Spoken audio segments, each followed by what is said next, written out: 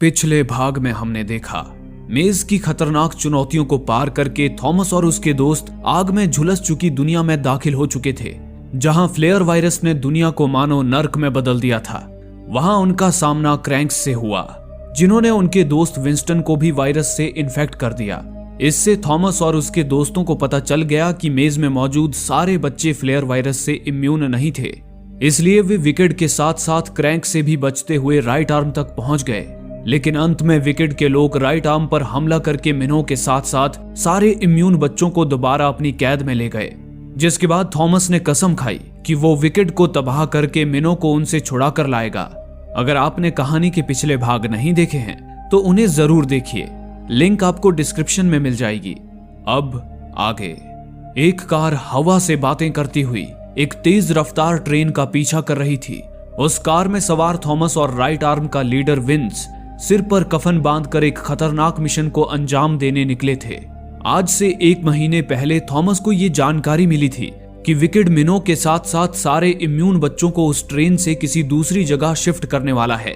Thomas के लिए मिनो को बचाने का ये आखिरी मौका था, इसलिए उसने उस ट्रेन को लूटने की प्लानिंग शुरू कर दी और आज वो अपने प्लान को अंजाम देने निकल पड़ा था।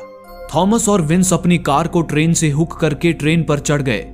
उसी ट्रेन को पछाड़ती हुई ब्रेंडा और होर्हे की कार भी अपनी पोजीशन पर थी। तभी थॉमस के कमांड देते ही ब्रेंडा ने ट्रेन ड्राइवर्स पर गोलियां बरसाना शुरू कर दिया। खतरा देख ड्राइवर्स ने तुरंत मदद बुलाई।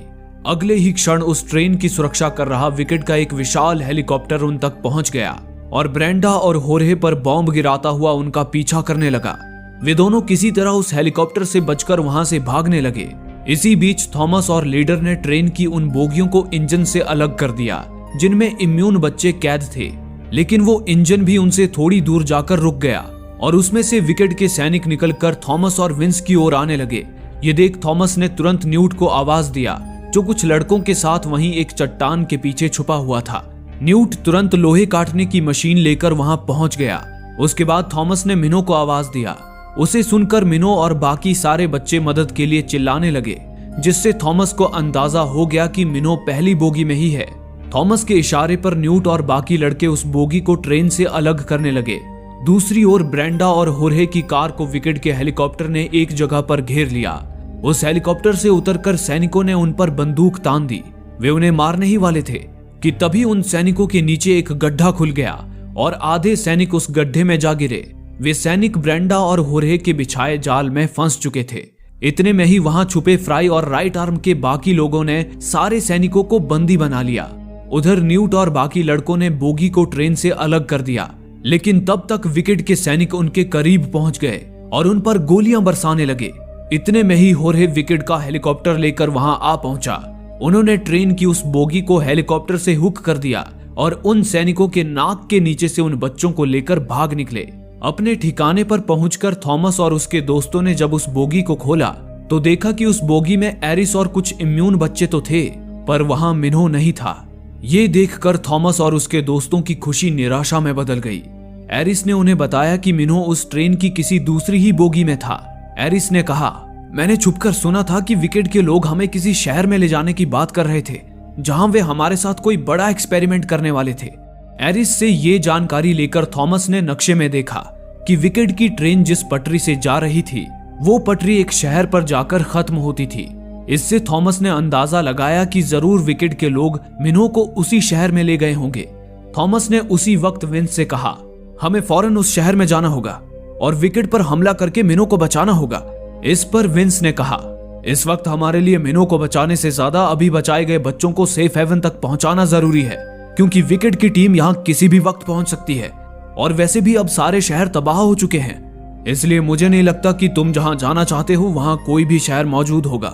ये सुनते ही होर्हे ने कहा, वहां एक शहर हो सकता है जिसे विकेड ने तबाही के बाद बसाया था। उस शहर को उन्होंने द लास्ट सिटी नाम दिया है, लेकिन वहां जाना मतलब अपनी ही मौत को दावत देने जैसा होगा। इन्हीं बातों के दौरान उनके रेडियो ने विकेड का सिग्नल कैच कर लिया। रेडियो पर उन्होंने सुना कि विकेड का हेलीकॉप्टर उनकी तलाश में उनके आसपास ही गश्त लगा रहा था। ये सुनते ही उन्होंने फौरन उस जगह की सारी लाइट्स बंद कर दी, जिससे वे लोग पकड़े जाने से बाल बाल बच गए। ये देख थॉमस भी समझ गया कि जब तक राइट आर्म उन बच्चों को सेफ हेवन तक नहीं पहुंचाता तब तक वे बच्चे सुरक्षित नहीं हैं। इसलिए थॉमस ने अकेले ही मिनो को बचाने जाने का ठान लिया। आधी रात होते ही वो सबसे छुपकर एक गाड़ी के पास आ गया। तभी उसने देखा कि न्यूट और फ्राई तो उस गाड़ी में पहले से ही थॉमस का इंतजार कर रहे थे। उन दोनों ने भी थॉमस के साथ मिनो को बचाने जाने का फैसला कर लिया था। फिर वे तीनों सबसे छुपकर लास्ट सिटी की तलाश में निकल पड़े। इसी दौरान दूसरी ओर मिनो अचानक नींद से जाग गया। जागते ही उसने देखा कि वो वापस मेज में पहुंच चुका था। खुद को मेज में पाकर मिनो बहुत ज्यादा घबरा गया। तभी उसे एक बच्चा दिखा जो उसके सामने से भागता हुआ एक झोपड़ी में घुस गया। मिनो भी उसके पीछे भागता हुआ जब उस झोपड़ी में घुसा तो अचानक ही वो किसी बिल्डिंग की कॉरिडोर में पहुंच गया। तभी उसने देखा कि एक दरवाजे के पीछे से निकलकर एक ग्रीवर उसी की ओर बढ़ रहा था। उसे देख डर के मारे मिनो अपनी पूरी तेजी के साथ वहां से भागने लगा, लेकिन इतने में ही अचानक उसके हाथ पैर जाम हो गए और वो अपने आप ही कॉरिडोर की छत से जा लटका। तभी वो ग्रीवर मिनो तक पहुंच गया और अपना बड़ा सा मुंह खोलकर उसे निगल गया।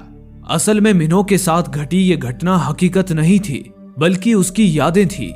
विकेड के डॉक्टर्स मिनो को उसकी भयानक यादें दिखाकर उसे तड़पा रहे थे, जिससे उसके दिमाग में स्ट्रेस बढ़ रहा था। उसी स्ट्रेस के कारण मिनो के दिमाग में लगातार एंजाइम बनता जा रहा था। ये वही एंजाइम था जो मिनो जैसे कुछ बच्चों को इम्यून बनाता था। विकेड ने इस एंजाइम का पता लगाने के लिए ही इम्यून बच्चों को मेज में रखा था। एंजाइम का पता चलने के बाद विकेड ने इसी तरह से इम्यून बच्चों से एंजाइम निकालना शुरू कर दिया था।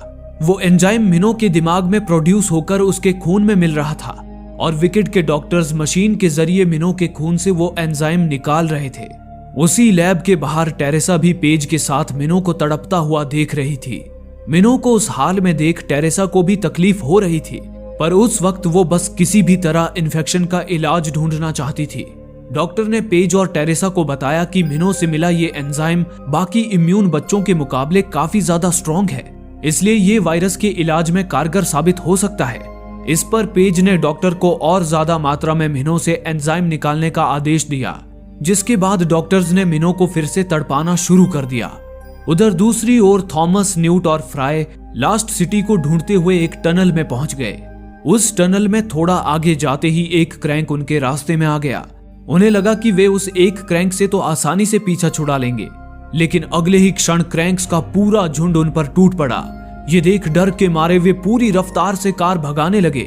इसी जद्दोजहद में अचानक उनकी कार ही पलट गई।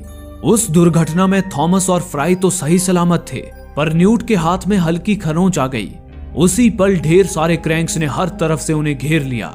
वे क्रैंक्स उन्हें मारने ही वाले थे कि तभी ऐन मौके पर एक कार उन क्रैंक्स को कुचलती हुई उनके पास आ गई। वो कार ब्रेंडा और होर्हे की थी, जो थॉमस और उसके दोस्तों का पीछा करते हुए सही समय पर उन तक आ पहुंचे थे। वे उन तीनों को क्रैंक्स से बचाते हुए फौरन उस टनल से बाहर ले आए। उसके बाद थॉमस और उसके दोस्त ब्रेंडा और होरे के साथ आगे के सफर पर निकल पड़े। एक लंबे सफर के बाद आखिरकार उन्हें वो शहर लास्ट सिटी दिखाई दिया। उन्होंने देखा कि विकेड ने तबाह हो चुके पुराने शहर के बीचों बीच लास्ट सिटी का निर्माण किया था और क्रैंक्स से उस सिटी की सुरक्षा के लिए उसे चारों ओर से ऊंची और मोटी दीवारों से घेर दिया था। लास्ट सिटी में ही विकेड का हेडक्वार्टर था। वहीं पर डॉक्टर पेज अपनी लेबोरेटरी में मिनो पर एक्सपेरिमेंट कर रही थी। थॉमस मिनो को बचाने के लिए अपने दोस्तों के साथ लास्ट सिटी की ओर निकल पड़ा। उधर विकेड के हेडक्वार्टर में पेज और टेरेसा विकेड के बोर्ड मेंबर्स के साथ मीटिंग में थी। पेज ने बोर्ड मेंबर्स को बताया कि फ्लेयर वायरस का इन्फेक्शन अब हवा के जरिए भी फैलने लगा है। ये वायरस 1 महीने के अंदर शहर के सारे लोगों को इन्फेक्ट कर देगा, लेकिन इस वक्त उनके पास इन्फेक्शन का इलाज ढूंढने की एक उम्मीद बची है और वो है मिनो। ये बताकर पेज ने बोर्ड मेंबर से मिनो के एंजाइम से बनी दवाई को इन्फेक्टेड लोगों पर टेस्ट करने की इजाजत मांगी। इस पर बोर्ड मेंबर्स ने उन्हें मंजूरी दे दी। दूसरी ओर थॉमस और उसके दोस्त उस पुराने शहर में पहुंच गए जिसके बीच लास्ट सिटी मौजूद थी। लास्ट सिटी में केवल अमीर लोग ही रहते थे, लेकिन पुराने शहर में भी बहुत से आम लोग थे जो अब भी फ्लेयर वायरस से बचे हुए थे। बढ़ते इन्फेक्शन के खतरे से आम लोग भी लास्ट सिटी में आना चाहते थे, लेकिन विकेड ने लास्ट सिटी में आम लोगों के घुसने पर पूरी तरह पाबंदी लगा दी थी। इसी कारण कुछ हथियारबंद बागियों के दल विकेड के खिलाफ प्रदर्शन करने सड़कों पर उतर आए थे। वे बागी विकेट के खिलाफ अपने भड़काऊ भाषण से सारी आम जनता को इकट्ठा कर उन्हें सुरक्षा दीवारों के करीब ले जाने लगे। वहीं थॉमस ने देखा कि गैस मास्क पहना एक बागी थॉमस और उसके दोस्तों को लगातार घूरे जा रहा था। हालांकि थॉमस उसे अनदेखा करता हुआ अपने दोस्तों के साथ इस उम्मीद में सुरक्षा दीवारों के करीब आ गया कि वहां से उन्हें अंदर जाने का कोई रास्ता मिल जाएगा, लेकिन विकेट के सैनिकों से बचकर दीवार के पार जाना नामुमकिन था। तभी गैस मास्क पहना वो बागी अपने साथियों के साथ थॉमस और उनके दोस्तों के करीब आने लगा। उन बागियों को अपनी ओर आते देख थॉमस और उसके दोस्त सतर्क हो गए। इसी बीच वहां मंडराते विकेट के एक ड्रोन ने थॉमस की गर्दन पर लगे टैग को स्कैन कर लिया, जिससे विकेट को थॉमस और उसके दोस्तों के वहां होने की जानकारी मिल गई। जेनसन ने तुरंत अपने सैनिकों को थॉमस और उसके दोस्तों पर हमला करने का आदेश दिया, जिसके बाद उस दीवार के ऊपर तैनात सैनिक सारे लोगों पर गोलियों और बमों से अंधाधुंध हमले करने लगे। उस हमले में एक के बाद एक कई मासूम लोग मरते चले गए। थॉमस और उसके दोस्त भी उस हमले से बचकर भाग रहे थे। तभी गैस मास्क पहने उन बागियों ने थॉमस और उसके दोस्तों को पकड़ लिया और उन्हें वैन में डालकर एक बिल्डिंग में ले आए। वैन से बाहर निकलते ही गुस्से से बौखलाया होर्हे एक बागी को पीटने लगा, लेकिन तभी उनमें से एक बागी ने उन्हें शांत कराते हुए अपना गैस मास्क उतारा। वो बागी और कोई नहीं, गैली था। वही गैली जिसने पहले भाग में इन्फेक्ट होने के बाद चक को गोली मारी थी, जिसके बाद मिनो ने उसकी छाती पर भाला दे मारा था। गैली को जिंदा देखकर थॉमस, न्यूट और फ्राई के होश ही उड़ गए। तभी थॉमस चक की मौत का बदला लेने के लिए गैली को पीटने लगा, लेकिन न्यूट ने थॉमस को समझाया कि उस वक्त इन्फेक्शन की वजह से गैली का दिमाग उसके काबू में नहीं था। उसने जानबूझकर चक को नहीं मारा था। ये सुनकर थॉमस ने गैली को छोड़ दिया। उसके बाद न्यूट ने गैली से पूछा, आखिर तुम इन्फेक्शन और भाले की चोट से बच कैसे गए?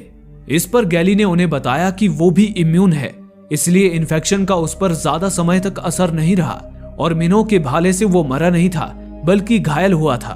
थॉमस और उसके दोस्तों के जाने के बाद बागियों का एक दल विकेट के उस लैब में आया।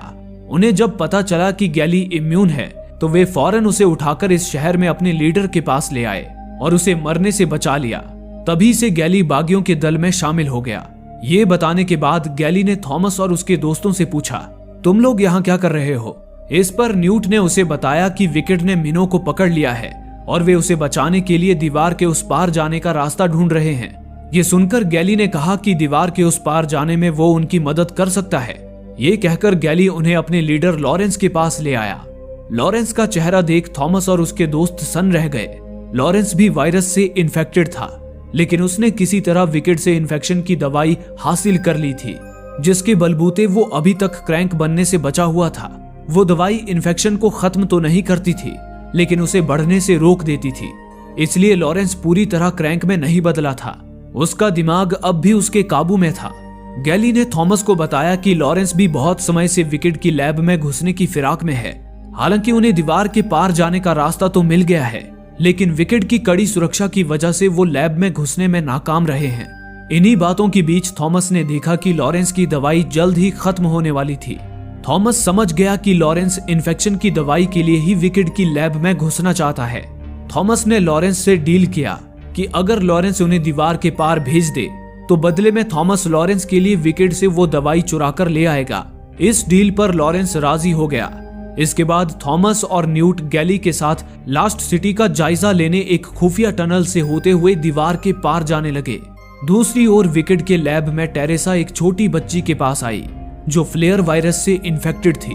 विकेट के डॉक्टर्स ने मिनो के खून से जो दवाई बनाई थी उसे टेरेसा ने उस छोटी बच्ची के हाथ में इंजेक्ट कर दिया। इंजेक्शन लगते ही वो बच्ची बिल्कुल ठीक हो गई। ये देख टेरेसा के साथ साथ बाहर खड़े पेज और जेनसन की खुशी का भी ठिकाना नहीं रहा। उधर दूसरी ओर गैली थॉमस और न्यूट को लेकर लास्ट सिटी में घुस गया। वो उन्हें विकेट के सैनिकों से बचाता हुआ एक ऊंची जगह पर ले आया। गैली ने उन्हें बताया, सामने दिख रही उस बिल्डिंग में ही विकेट की लेबोरेटरी है।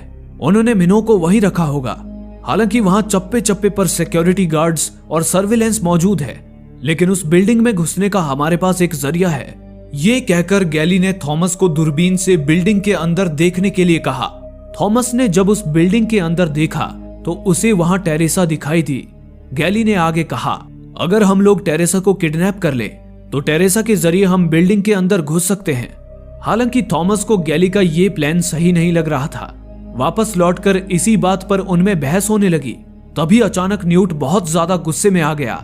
उसने थॉमस से कहा, टेरेसा ने हमें धोखा दिया है, फिर भी तुम मिनो को बचाने से ज्यादा टेरेसा की फिक्र क्यों कर रहे हो? न्यूट को इतने गुस्से में देख सारे लोग सन्न रह गए, लेकिन फिर न्यूट सभी से माफी मांगता हुआ बाहर चला गया। कुछ देर बाद थॉमस न्यूट के पास आया। तभी न्यूट ने थॉमस को अपना हाथ दिखाया। थॉमस ने देखा कि न्यूट भी फ्लेयर वायरस से इन्फेक्ट हो चुका था। दरअसल टनल में क्रैंक्स का सामना करते वक्त जब न्यूट के हाथ में चोट लगी थी, तब हवा में मौजूद फ्लेयर वायरस उसके चोट के जरिए उसके खून में पहुंच गया था। उसी वक्त से न्यूट धीरे धीरे क्रैंक में बदलने लगा था। इन्फेक्शन के कारण ही वो अपना आपा खोकर थॉमस पर गुस्से से फट पड़ा था। न्यूट को इन्फेक्टेड देखकर थॉमस को सदमा सा लगा। थॉमस और न्यूट इस सोच में पड़ गए कि इम्यून ना होते हुए भी विकेड ने न्यूट और विंस्टन जैसे कुछ बच्चों को मेज में क्यों रखा था। इस पर न्यूट ने अंदाजा लगाया कि शायद विकेड ये पता लगाना चाहते हो कि इम्यून बच्चों और साधारण बच्चों के दिमाग में क्या फर्क है। अब थॉमस को मिनो को बचाने के साथ ही साथ विकेड से न्यूट के लिए इन्फेक्शन की दवाई भी लानी थी, इसलिए वो टेरेसा को किडनैप करने के प्लान पर राजी हो गया। उधर लैब में टेरेसा ने देखा कि उसने मिनो के खून से बनी दवाई से जिस बच्ची का इलाज किया था, वो बच्ची वापस क्रैंक में बदल गई थी। इसका मतलब था कि मिनो के खून से बनी दवा भी इन्फेक्शन का इलाज नहीं कर पाई थी, बल्कि उसने भी सिर्फ कुछ समय के लिए ही इन्फेक्शन को बढ़ने से रोका था। इस नाकामयाबी ने पेज और टेरेसा की सारी उम्मीदों पर पानी फेर दिया। टेरेसा मायूस होकर अपने घर के लिए रवाना हो गई। वो जब घर लौट रही थी, तभी थॉमस और उसके दोस्तों ने मिलकर टेरेसा को किडनैप कर लिया और उसे अपने ठिकाने पर ले आए। गैली ने टेरेसा को धमकाते हुए कहा कि अगर वो अपना भला चाहती है तो उसे उन सबको मिनो तक ले जाना होगा। इसके बाद थॉमस ने टेरेसा को एक चाकू थमा दिया और उसे सबकी गर्दन के पीछे लगे टैग्स निकालने को कहा, ताकि वे बिल्डिंग में घुसते वक्त सेंसर्स की पकड़ में ना आएं। टेरेसा सबके टैग्स निकालने के बाद थॉमस की गर्दन पर चीरा लगाकर उसका टैग भी निकालने लगी। इसी बीच ब्रेंडा को इन्फेक्शन से ठीक हो चुकी देख टेरेसा ने थॉमस से पूछा, तुम लोगों ने ब्रेंडा को तुम्हारे खून से बनी दवाई का आखिरी डोज कब दिया था? इस पर थॉमस ने बताया कि ब्रेंडा को दवाई का डोज सिर्फ एक बार राइट आर्म की डॉक्टर ने दिया था, उसके बाद उसे कोई दवाई नहीं दी गई। ये सुनकर टेरेसा चौंक गई। उसने सभी से कहा, थॉमस के खून से बनी दवाई ने ब्रेंडा के इन्फेक्शन को ठीक कर दिया है, जिसका मतलब है कि थॉमस के खून से हमें इन्फेक्शन का इलाज मिल सकता है। लेकिन टेरेसा की इस बात पर किसी को भी यकीन नहीं हुआ। उन्हें लगा कि वो उनसे बचने के लिए चालाकी दिखा रही है। वे सभी टेरेसा को लेकर विकेड की बिल्डिंग में जाने की तैयारी करने लगे। वहीं टेरेसा ने चुपके से वो कपड़ा अपने पास छुपा लिया जिस पर थॉमस का खून लगा था।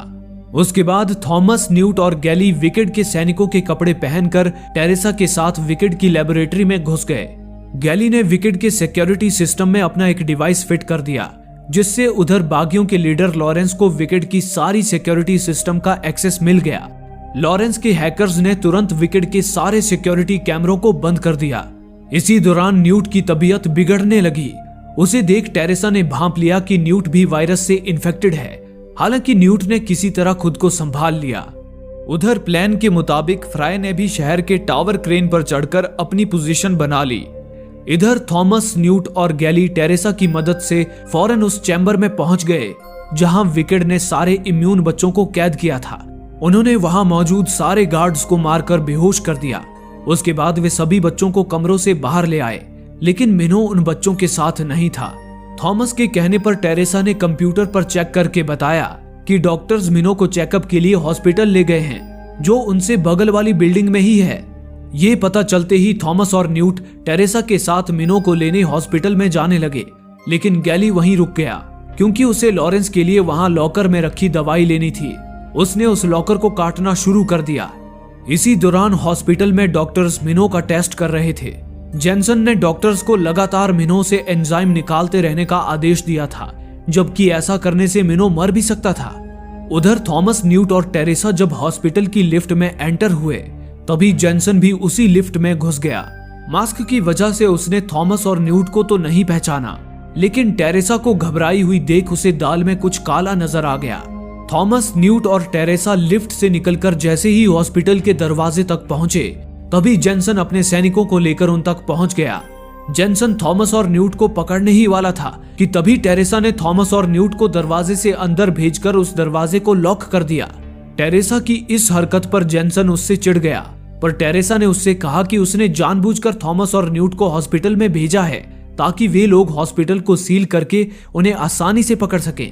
ये कहकर टेरेसा ने जेनसन का भरोसा जीत लिया।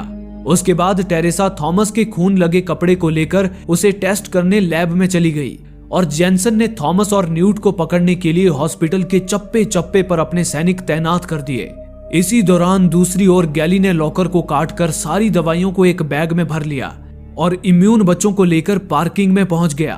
पार्किंग में ब्रेंडा बस लेकर उनका ही इंतजार कर रही थी, लेकिन थॉमस और न्यूट मिनो को लेकर अभी तक नहीं पहुंचे थे। इस बात ने ब्रेंडा की चिंता बढ़ा दी। तभी गैली सारे बच्चों और दवाइयों को ब्रेंडा के हाथों सौंपकर थॉमस को ढूंढने चला गया। उधर थॉमस और न्यूट सैनिकों से बचते बचाते मिनो को आवाज लगाते हुए उसे ढूंढ रहे थे। तभी स्कैनिंग रूम में लेटे मिनो को थॉमस की आवाज सुनाई दी। उसे सुनकर मिनो की हिम्मत बढ़ गई और वो डॉक्टर्स और गार्ड्स पर हमला करके वहां से भाग निकला। दूसरी ओर थॉमस और न्यूट सैनिकों का सामना कर रहे थे, लेकिन जल्द ही उनकी गोलियां खत्म हो गई। वे एक सैनिक के हाथों मरने ही वाले थे कि तभी ऐन मौके पर मिनो वहां आ गया और उस सैनिक को पीट पीट कर पस्त कर दिया। थॉमस और न्यूट मिनो को देख खुशी से खिल उठे, लेकिन जल्द ही जेनसन के साथी फिर उनके पीछे पड़ गए। उनसे बचने के लिए थॉमस, न्यूट और मिनो खिड़की तोड़कर नीचे स्विमिंग पूल में कूद पड़े। वे तीनों पानी से बाहर निकले ही थे कि इतने में ही कुछ सैनिकों ने उन्हें वहां भी घेर लिया। तभी उनमें से एक सैनिक ने अपने ही साथियों को मार दिया। असल में वो विकेट का सैनिक नहीं बल्कि गैली था। उसे देख थॉमस, न्यूट और मिनो की जान में जान आ गई। उधर दूसरी ओर पार्किंग में ब्रेंडा थॉमस और उसके दोस्तों का इंतजार कर रही थी। तभी कुछ सैनिक पार्किंग में बस को खड़े देख उस बस की ओर आने लगे। उन्हें देख ब्रेंडा ने बस को स्टार्ट कर दिया और फुल स्पीड में वहां से भागने लगी, लेकिन विकेट के सैनिक भी अपनी गाड़ियों में ब्रेंडा के पीछे पड़ गए।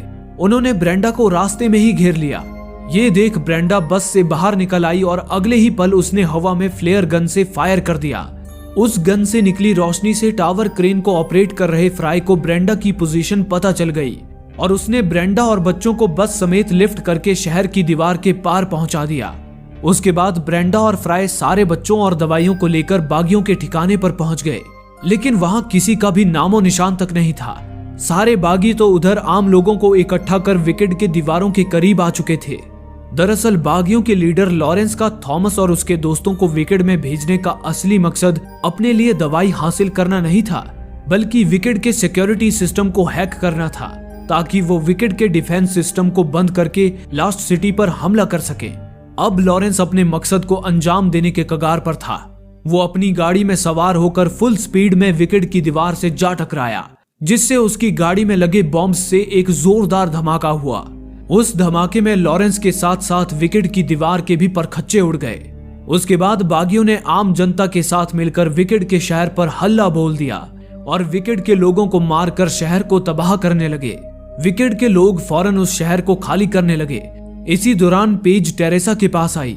उसने टेरेसा को भी शहर छोड़कर चले जाने को कहा, लेकिन तभी टेरेसा ने पेज को माइक्रोस्कोप में दिखाया कि थॉमस के खून से निकला एंजाइम फ्लेयर वायरस को न सिर्फ फैलने से रोकता था, बल्कि उसे नष्ट भी करता जा रहा था। यानी कि थॉमस का खून फ्लेयर वायरस के इन्फेक्शन का इलाज था। ये जानने के बाद वे लोग जल्द से जल्द थॉमस की तलाश में लग गए। उधर दूसरी ओर थॉमस और उसके दोस्त शहर से बाहर निकलने की कोशिश में लगे थे, लेकिन अब न्यूट का इन्फेक्शन बहुत ज्यादा बढ़ चुका था, जिससे उसमें आगे बढ़ने की हिम्मत नहीं बची थी। और तो और आम लोगों और विकेट के बीच हो रहे भीषण युद्ध के कारण उनका शहर से निकलना भी मुश्किल हो गया था। खतरे को देखते हुए थॉमस ने ब्रेंडा से कहा कि वो और होर्हे उनके बिना ही इम्यून बच्चों को लेकर वहां से निकल जाए, लेकिन तभी होर्हे राइट आर्म के लीडर विंस के साथ हेलीकॉप्टर लेकर ब्रेंडा तक पहुंच गया। होर्हे ने ही विंस से संपर्क करके उसे वहां बुलाया था। ब्रेंडा ने थॉमस से कहा कि वे उसे लेने आ रहे हैं। तब तक थॉमस और उसके दोस्तों को उस टनल के करीब पहुंचना होगा जहां से वे लोग शहर में घुसे थे। लेकिन तभी उधर न्यूट की हिम्मत जवाब दे गई और वो क्रैंक में बदलने लगा। ये देख थॉमस ने मिनो और गैली को ब्रेंडा के पास से इन्फेक्शन की दवाई लाने भेज दिया ताकि वे लोग न्यूट के इन्फेक्शन को बढ़ने से रोक सके। उसके बाद थॉमस किसी तरह न्यूट को उठाकर किसी सुरक्षित जगह पर ले जाने लगा, पर जल्द ही न्यूट बेहाल होकर गिर पड़ा। इतने में ही टेरेसा ने शहर के चारों ओर लगे स्पीकर्स के जरिए थॉमस को बताया कि उसका खून इन्फेक्शन का इलाज है। अगर वो न्यूट को लेकर विकेट के पास आ जाए तो वे लोग उसके जरिए न्यूट को बचा सकते हैं। ये सुनकर थॉमस जैसे ही न्यूट की तरफ मुड़ा तभी उसने देखा कि न्यूट पूरी तरह क्रैंक में बदल चुका था। अगले ही पल वो चाकू लेकर थॉमस की ओर बढ़ा, लेकिन थॉमस को मारने के बजाय उसने वो चाकू खुद के ही सीने में घोंपकर अपनी जान दे दी। न्यूट की मौत से थॉमस और उसके दोस्तों को गहरा सदमा लगा। थॉमस उसी वक्त पेज के पास आ गया। उसने पेज से कहा कि वो दुनिया को वायरस से बचाने के लिए खुद को विकेट के हवाले कर देगा, लेकिन बदले में विकेट को उसके साथियों का पीछा छोड़ना होगा। इस पर पेज खुशी से राजी हो गई, लेकिन तभी पीछे से जेनसन ने पेज को गोली मारकर उसे मौत के घाट उतार दिया। दरअसल अब जेनसन अपने फायदे के लिए इन्फेक्शन का इलाज चाहता था। उसका सोचना था कि अगर इन्फेक्शन का इलाज सिर्फ उसके पास होगा तो दुनिया उसके इशारों पर चलेगी। जेनसन ने थॉमस को बंदूक की नोक पर रखकर उसकी गर्दन पर एक सुई चुभो दी, जिससे थॉमस बेहोश हो गया। कुछ देर बाद थॉमस जब बेहोशी से जागा तो देखा कि जेनसन ने उसे स्ट्रेचर से बांध रखा था। वो टेरेसा से थॉमस का खून निकलवाकर उससे इन्फेक्शन की दवाई तैयार करवा रहा था। दवाई तैयार होते ही जेनसन ने थॉमस और टेरेसा को अपना हाथ दिखाया। थॉमस और टेरेसा ने देखा कि जेनसन भी फ्लेयर वायरस से इन्फेक्टेड था। पिछले भाग में राइट आर्म पर हमला करते वक्त जब ब्रेंडा ने जेनसन के हाथ में गोली मारी थी, तभी हवा में फैला फ्लेयर वायरस उसके जख्म के जरिए उसके खून में पहुंच गया था। लेकिन जेनसन अब तक इन्फेक्शन को रोकने वाली दवाई की बदौलत क्रैंक बनने से बचा हुआ था। जेनसन अपने हाथ में इन्फेक्शन की दवाई का इंजेक्शन लगाने ही वाला था कि तभी मौका पाकर टेरेसा ने उसे एक ग्लास से मारकर चित कर दिया। उसके बाद टेरेसा ने थॉमस को छुड़ा लिया, लेकिन तभी जेनसन उठ गया और थॉमस और टेरेसा पर गोलियां चलाने लगा। थॉमस और टेरेसा तुरंत एक लैब में भाग आए। वहां कुछ क्रैंक्स कैद थे। तभी टेरेसा ने देखा कि थॉमस को जेनसन की एक गोली लग गई थी। जल्द ही जेनसन भी उस लैब तक पहुंच गया। ये देख टेरेसा ने थॉमस को एक कोने में छुपा दिया और खुद भी छुपने लगी, लेकिन जेनसन ने टेरेसा को ढूंढ लिया। जेनसन टेरेसा को मारने ही वाला था कि तभी थॉमस ने एक भारी चीज से उस कांच पर वार किया जिसके अंदर क्रैंक्स कैद थे। उस वार से कांच में दरार पड़ गई, जिसके बाद क्रैंक्स कांच तोड़कर बाहर निकल आए और जेनसन को दबोचकर उसे मौत के घाट उतार दिया। टेरेसा तुरंत थॉमस को लेकर वहां से भागने लगी। इस दौरान बिल्डिंग के बाहर बागी लगातार उस बिल्डिंग में बम बरसा रहे थे, जिससे पूरी बिल्डिंग धूं धूं कर जलने लगी। ये देख टेरेसा थॉमस को बिल्डिंग की छत पर ले आई, लेकिन जल्द ही आग छत तक भी पहुंच गई। अब उन दोनों के पास बचने का कोई रास्ता नहीं था, लेकिन तभी थॉमस के साथी हेलीकॉप्टर लेकर वहां पहुंच गए। टेरेसा ने किसी तरह थॉमस को हेलीकॉप्टर में चढ़ा दिया, लेकिन टेरेसा के हेलीकॉप्टर में चढ़ने से पहले ही बिल्डिंग ध्वस्त हो गई और उसके साथ साथ टेरेसा भी मारी गई। वहीं अपने जख्म के दर्द से जूझ रहा थॉमस भी बेहोश हो गया, जिसके बाद उसके साथी तुरंत उसे वहां से ले गए। कुछ वक्त बीत जाने के बाद जब थॉमस बेहोशी से जागा तो देखा कि वो समंदर किनारे एक टापू पर था। वो जगह ही सेफ हेवन थी, इन्फेक्शन से मुक्त एक सुरक्षित जगह, जहां राइट आर्म अपनी टीम और इम्यून बच्चों को लेकर मानव जाति की एक नई शुरुआत कर चुका था। मेज से निकलकर सेफ हेवन तक पहुंचने की इस लड़ाई में थॉमस ने अपने कई दोस्तों को खोया, लेकिन उनकी कुर्बानी और थॉमस के बुलंद हौसले की बदौलत आखिर में उन्हें अपनी मंजिल मिल ही गई।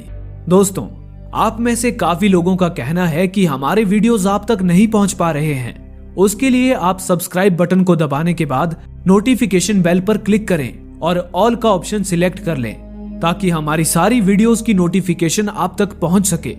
धन्यवाद।